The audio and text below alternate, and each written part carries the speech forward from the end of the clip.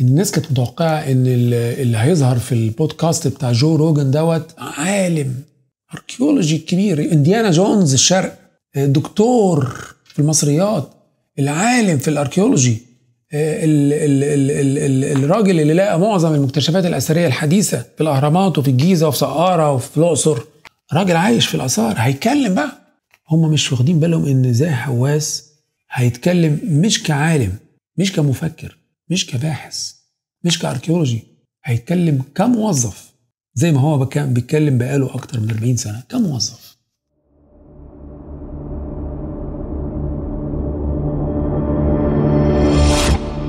أنا اتطلب مني مؤخرا من خلال رسائل وكومنتات، اتطلب مني تعليق على حلقة الدكتور زاهي حواس مع البودكاستر الأمريكي المشهور جو روجن.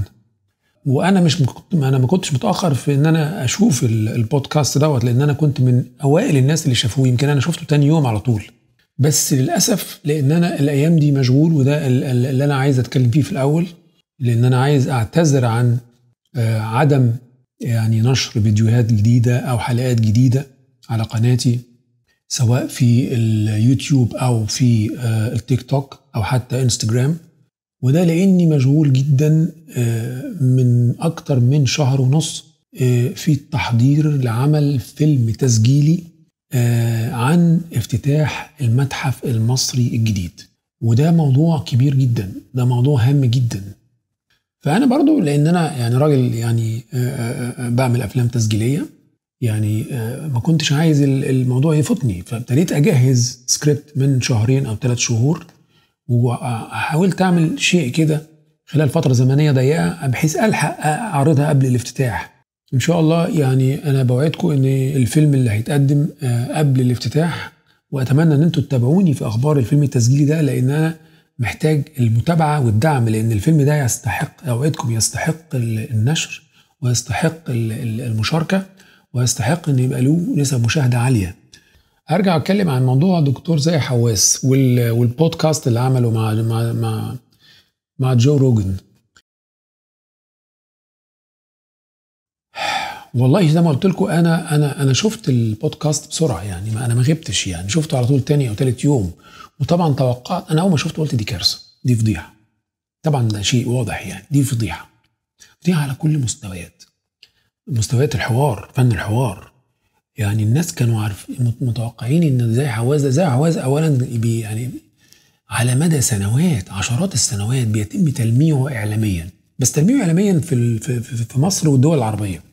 فبالتالي ابتدى الايجو بتاعه ابتدى ينتفخ، ابتدى يحصل عنده غرور ونرجسيه، فهو بقى نارسيستك، والنارسيزم بتاعته بقت عليها ميكس كده بارانويا، راجل نارسيستك وبارانويد، راجل نرجسي وعنده جنون عظمة، الاتنين مع بعض تركيبة قاتلة. بس اللي يعرفوا التركيبة دي عند زاهي حواس مش كتير، أنا منهم، أنا أعرفها، أقول لكم ليه. إنما غالبية الناس كانوا معتقدين إن الراجل دوت فقيه في الأركيولوجي، فقيه في التاريخ المصري القديم، راجل متحدث يقدر يحاور ويناقش، راجل اللي عنده دكتوراه وعنده مؤلفات، ومعظم المكتشفات الأثرية في مصر هو اللي اسمه مكتوب عليها. فطبعا مفيش شك في قدراته.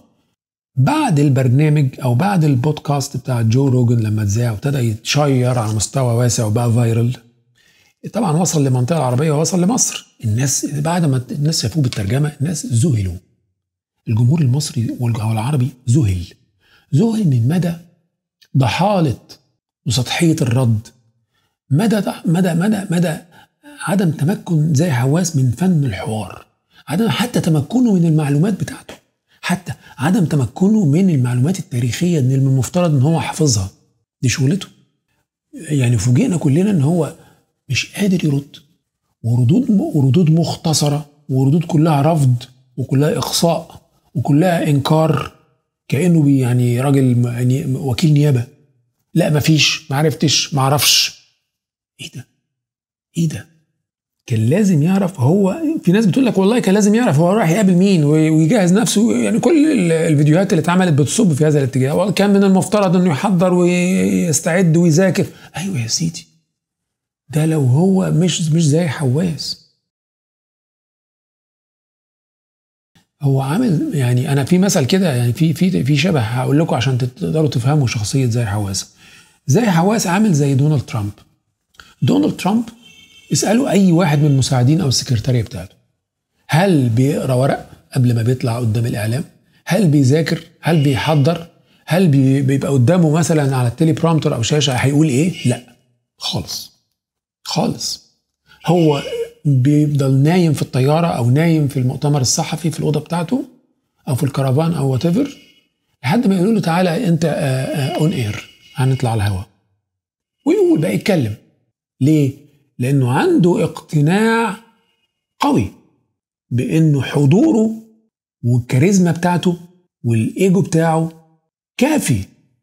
كافي ان هو يعني يثبت اي دليل، يدي اي محاضره، يتكلم في اي موضوع، يكسب اي حوار او ديبيت او وات ايفر. ده اعترافات المساعدين بتوع دونالد ترامب. لايك وايز زي حواس كده. زي حواس مش بيذاكر، زي حواس مش بيقرا، زي حواس معتمد على نفوذه، على سلطته، على نرجسيته، على شخصيته الفذة، على الكاريزما، على التلميع بتاع الإعلام لمدة عشرات السنين. هو بقى منتفخ على المستوى الشخصي وعلى مستوى الإيجو. راجل نرجسي وبارانويد إلى أقصى حد. عايزه يقرأ إزاي؟ يعني عايزه يستعد إزاي؟ ما ينفعش. اللي يقرأ ده الإنسان العادي. يعني أنا مثلا لما هروح أسجل في بودكاست كمان أسبوع مع ناس في كايرو بودكاست محترم جدا يعني. فانا بقى يعني هم قالوا لي هتختار موضوع كذا كذا كذا، انا لازم اقعد اذاكر 3-4 ايام عشان اعرف اتكلم، وبعدين لازم افتح واعرف مين الناس دي، يعني انا رايح فين. انا اولا لازم تبقى الموافقه بتاعتي بعد ما اشوف الناس دي بتشتغل ازاي. الكايرو بودكاست دوت انا موافق على شغلهم ولا لا، فبالتالي هوافق ولا مش هوافق. لو وافقت يبقى المرحله الثانيه ان انا ابتدي اجهز نفسي، ابتدي بقى اقرا، وابتدي حتى لو انا بقرا الكتب بتاعتي او شغلي، ما انا لازم استعيد المعلومات، لازم ابتدي احطها في نقط، ولازم استعد، ولازم اعرف يعني هجاوب على اسئله شكلها ايه المتوقعه، يبقى عندي رد ليها على طول. فلازم في مجهود، لازم تبذل مجهود. الكلام ده مش وارد عند زي حواس. في ناس يقول لك انت بتبالغ. فانا كنت خايف ان تحصل مشكله على المستوى السياسي، مشكلة عالمية أو في منطقة الشرق الأوسط، مشكلة ما عسكرية سياسية على الحدود، يعني ترغمنا أن احنا نأجل افتتاح المتحف المصري الكبير. ولكن للدهشة بقى وللسخرية، الحاجة اللي بوظت فرحتنا بقرب افتتاح المتحف المصري الكبير مش مشكلة جت عن طريق السياسة، ولا مشكلة دولية، ولا مشكلة حدود. لا، دي مشكلة جت من داخل مصر، ومن أكبر مسؤول عن الآثار والتاريخ المصري القديم، من دكتور زي حواس شخصيا. يعني الفضيحة بتاعة لقائه مع جو روجن دي بتعتبر أكبر منغص، وأكبر حاجة بوظت فرحتنا، وأكبر حاجة أثرت بالسلب، هتؤثر بالسلب على الافتتاح. لأنه لو ظهر حتى زي حواس، وهيظهر في الافتتاح طبعا، يعني هتصحبه سخرية، وهيصحبه خيبة الأمل بتاعت الجمهور العالمي والجمهور المصري. في شخصية كان من المفترض ان هو يبقى أكبر عالم في المصريات، وأكبر أركيولوجي مسؤول عن الحفريات في مصر. مش مسؤول عن الحفريات بس، انتوا مش متخيلين السلطة بتاعت زي حواس. زي حواس مش مجرد كلمة دكتور، هو أولا كان مفتش آثار الجيزة لسنين عديدة، وبعدين بقى وزير للآثار، وأثناء وجوده كوزير للآثار إلى الآن فوق ما يقرب من 25 سنة أو 30 سنة هو المسؤول الأول عن المعارض الأثرية لمصر في الخارج. وما أدراك ما هي المعارض الأثرية لمصر في الخارج؟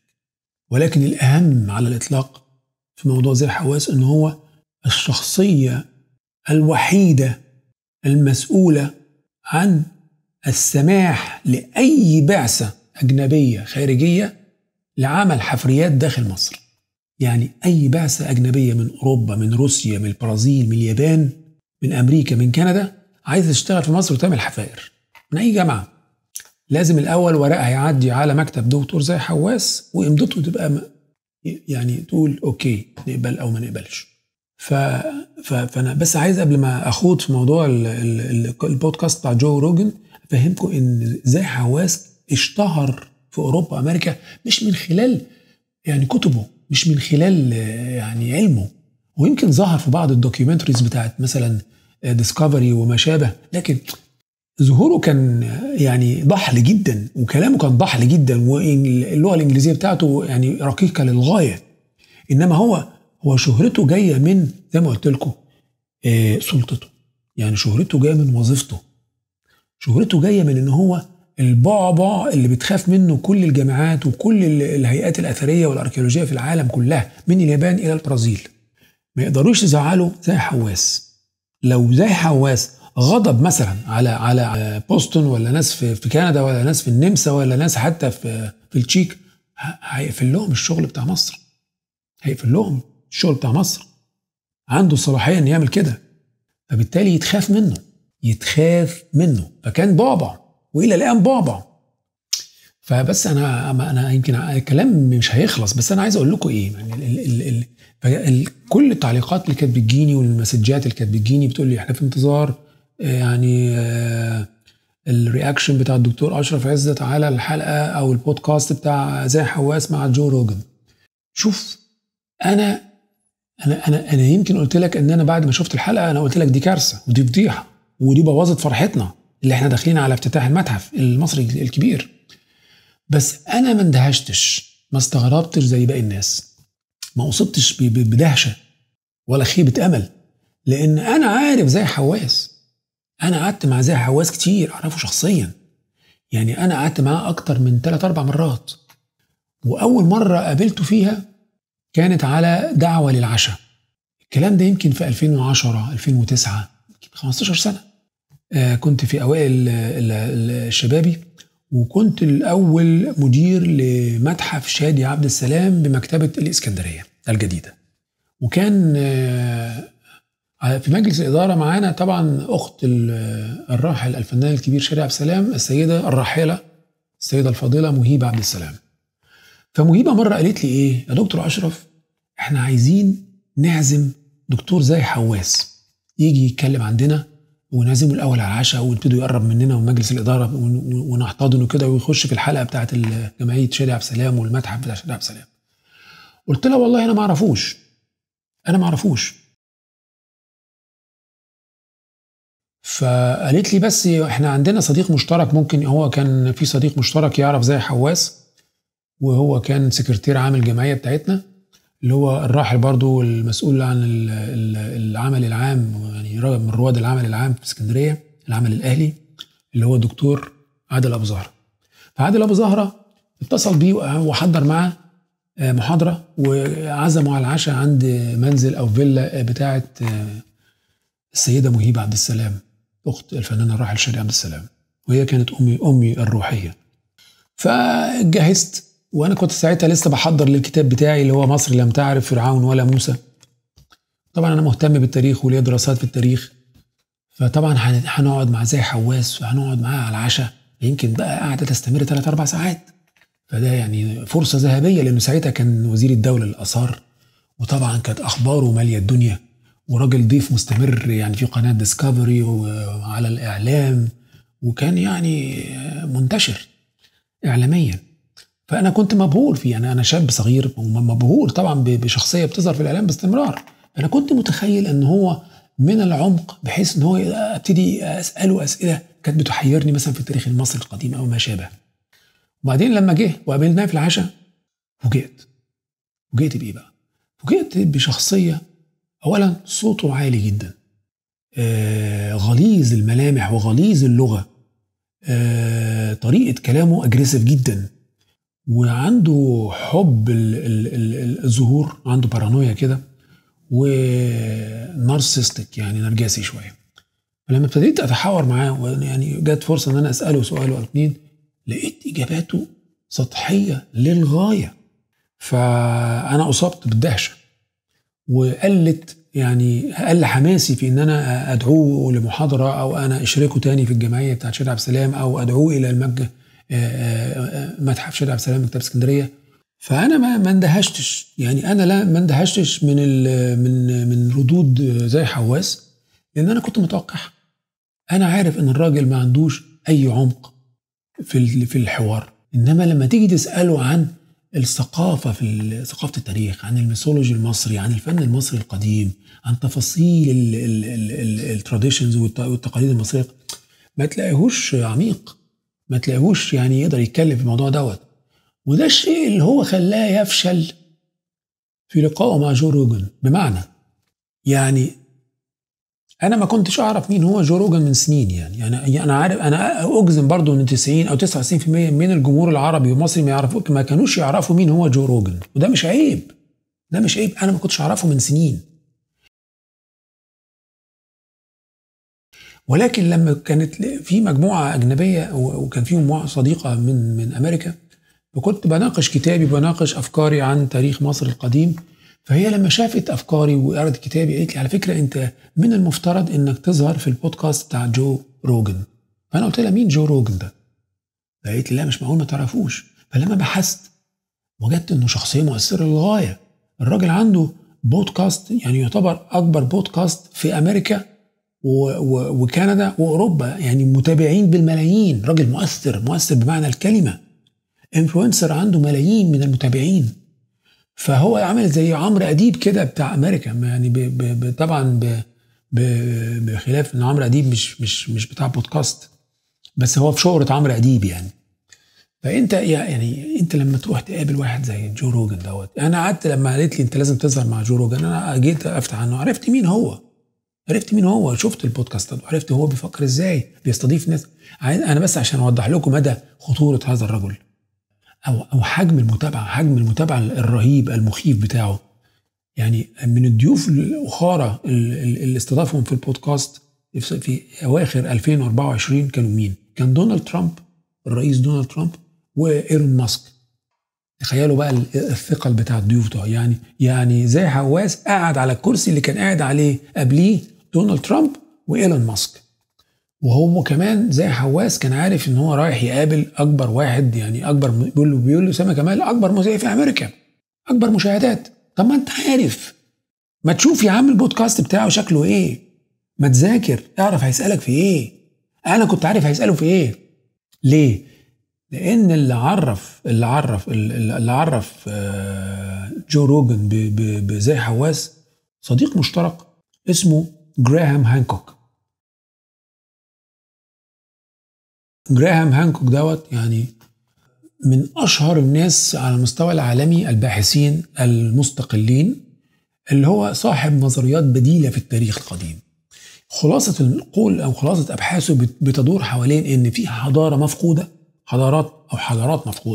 حضارات مفقودة قديمة وليها تكنولوجي عالي جدا متقدم احنا ما كناش نعرفه.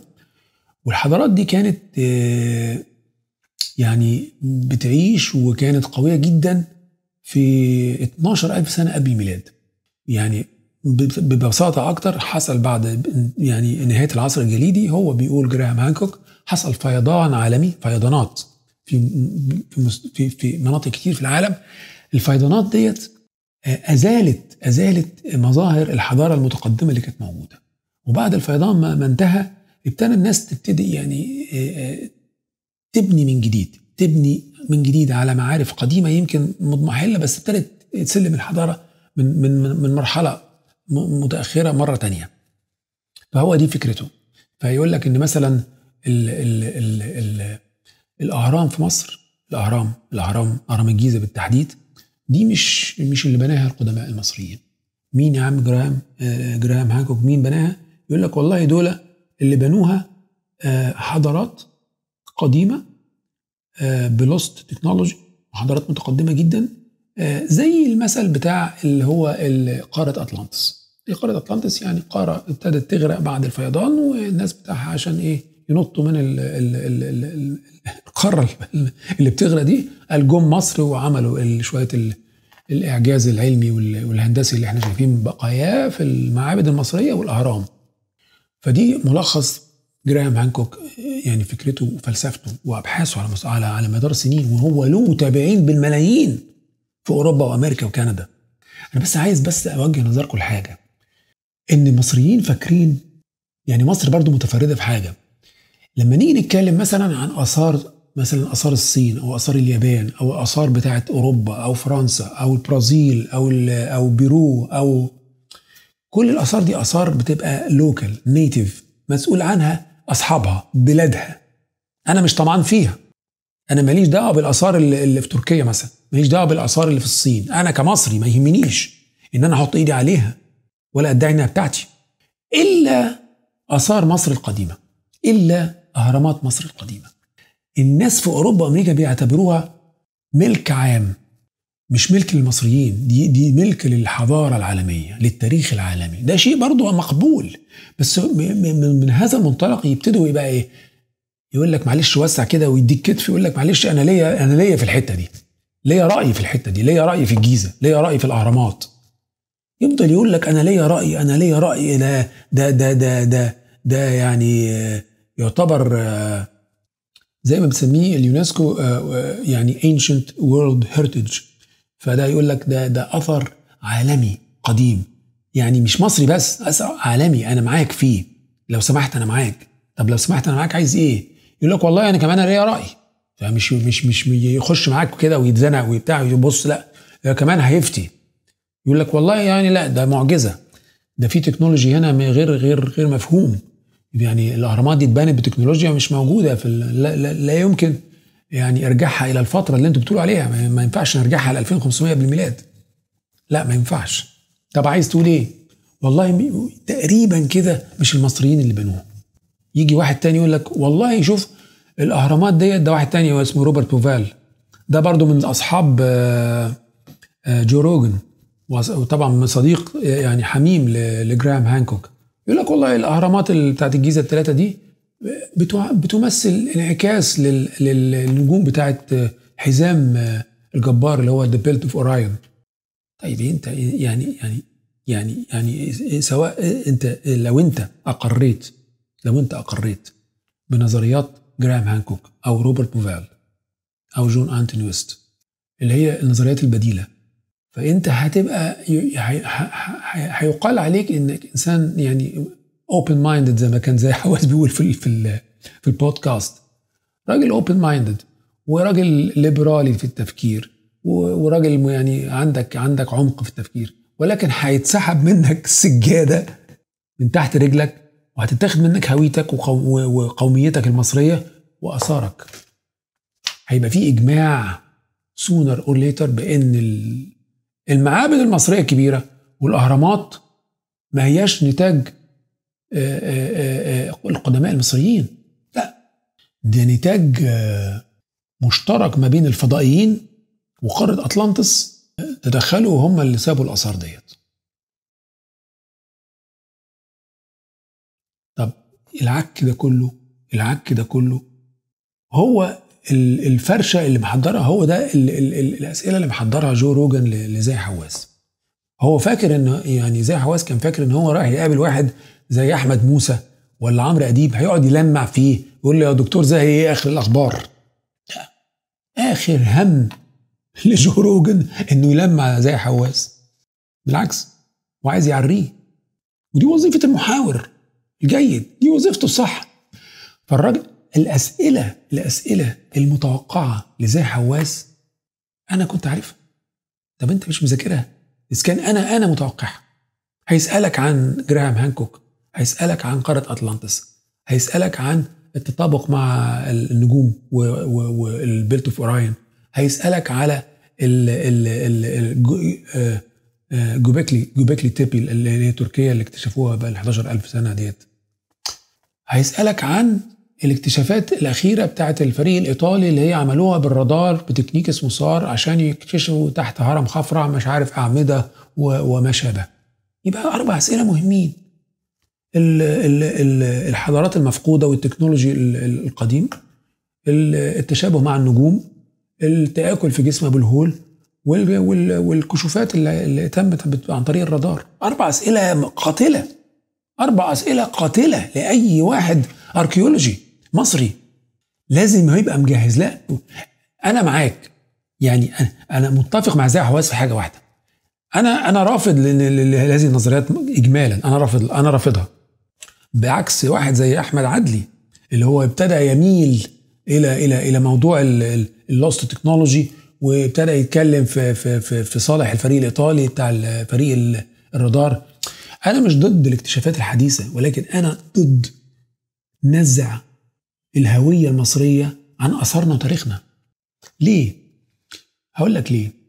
وده اللي بينقص في فكر أحمد عدلي، واللي مش واخد باله منه خالص زي حواس، واللي هو لو كان حط إيده عليه في اللقاء بتاع جو روجن كان كسب الحلقة، كان كسب البودكاست. اللي هو إيه؟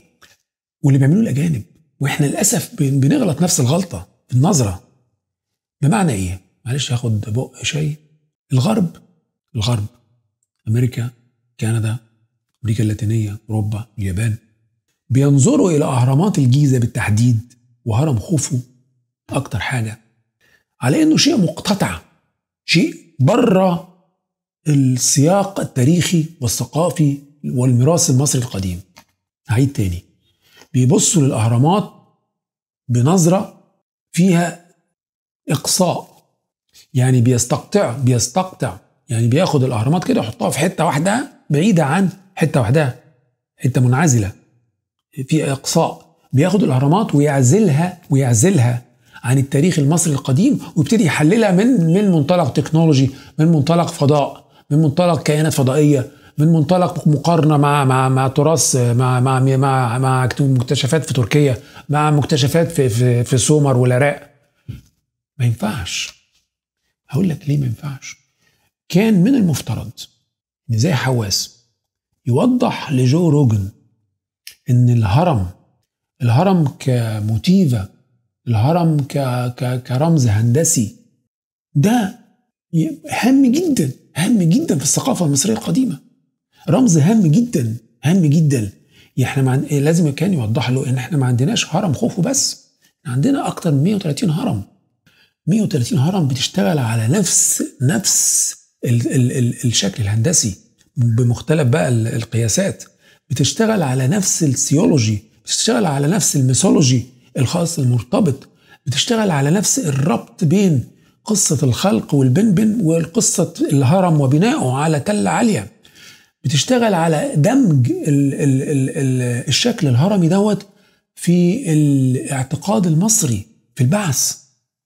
فما تقدرش تفصل الهرم عن الجديلة الثقافية، عن الجديلة الحضارية، عن الجديلة بتاعت الميثولوجي المصري والتراديشنز والعادات والتقاليد المصرية القديمة. يا راجل، الهرم ده مش بدعة، يعني الهرم ده مش بدعة المصريين لقوه بدعة. يعني واحد يقول لك والله بص، هو الهرم ده أقدم من تاريخ خوفو، وخوفو خده وعاد استعماله. ده يعني دي مدرسة أحمد عادل دلوقتي. طب ماشي، أنا موافق على الكلام ده، بس عايز أقول لك حاجة.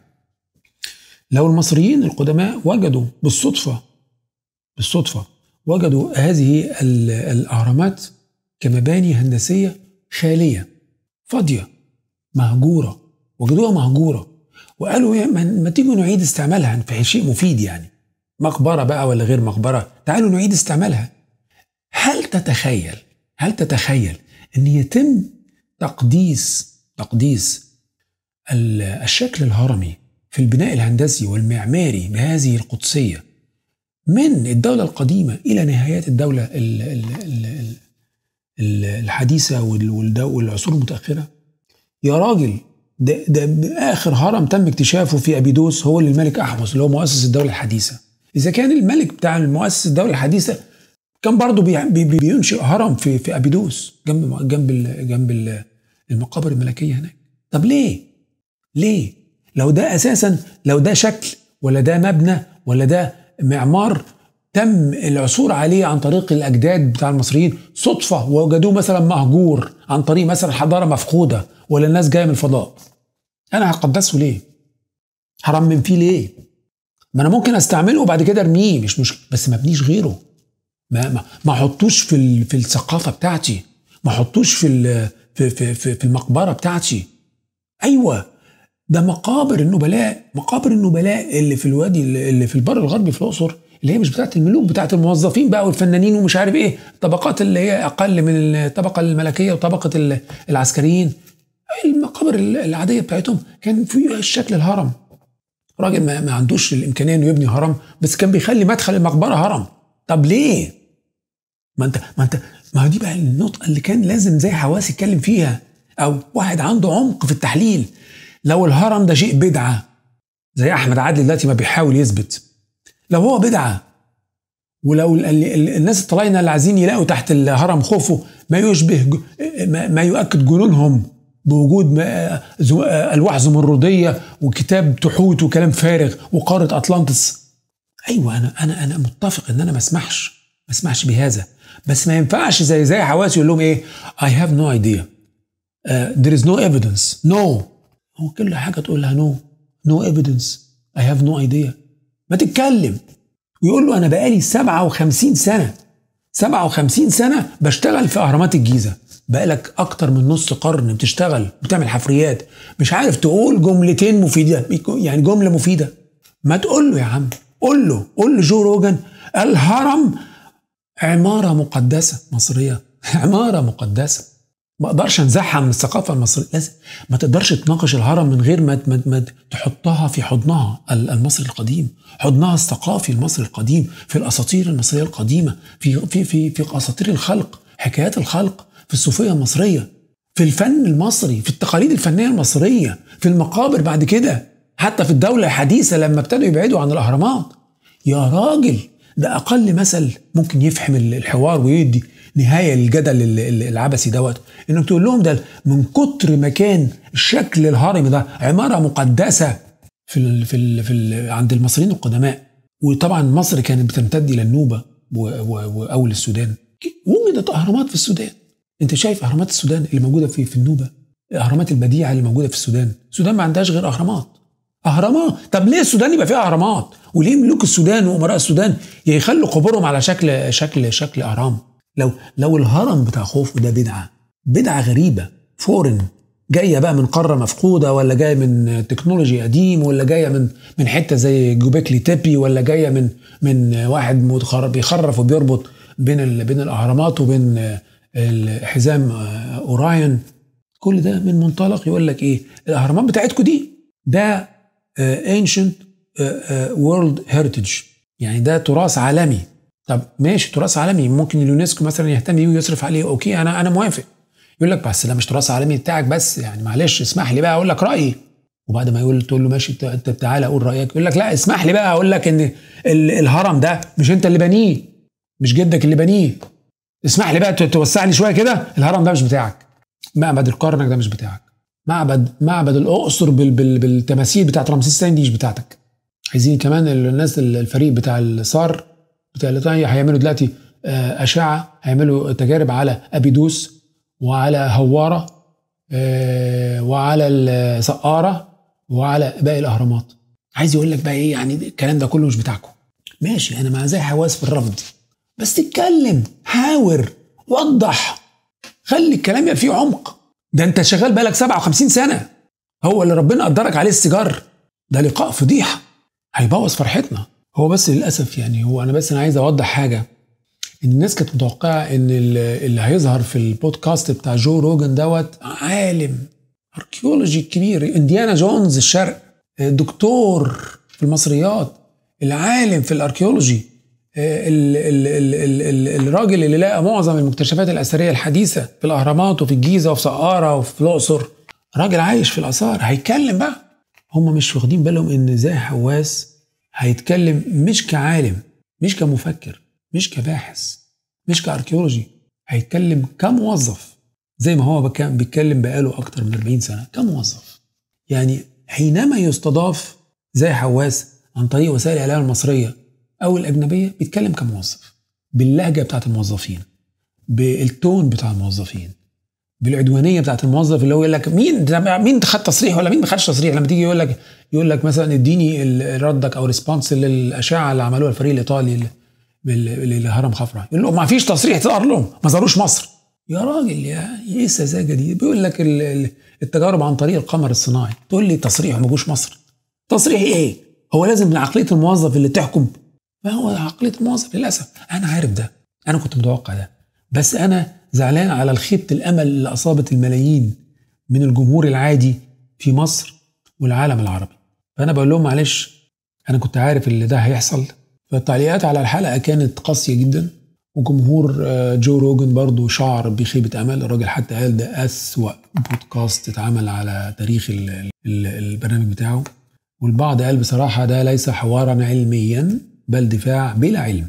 وفي ناس في الوطن العربي مصر قالت ده دخان كتير من غير كفته دخان السيجار. انا بس بفكركم قبل ما اسيبكم بموضوع الفيلم التسجيلي بتاعي عن افتتاح المتحف المصري الكبير. طبعا نرجع نتفائل تاني بان ان شاء الله هيبقى في جانب مشرق هيعيد البسمه ويعيد البهجه ويعيد الامل ويعيد الفخر الى مش لكل مصري، لكل عربي. تابعونا لمزيد من الأخبار عن فيلمي التسجيلي القادم، وأتمنى أن هو يجد قبول، ولأن أنا هعمل شوية شغل عنه زي ما قلت لكم. لابد من رؤية جديدة، لابد من رؤية جديدة ترى في الأهرامات أفكارا وليست أحجارا. فإلى لقاء قريب إن شاء الله.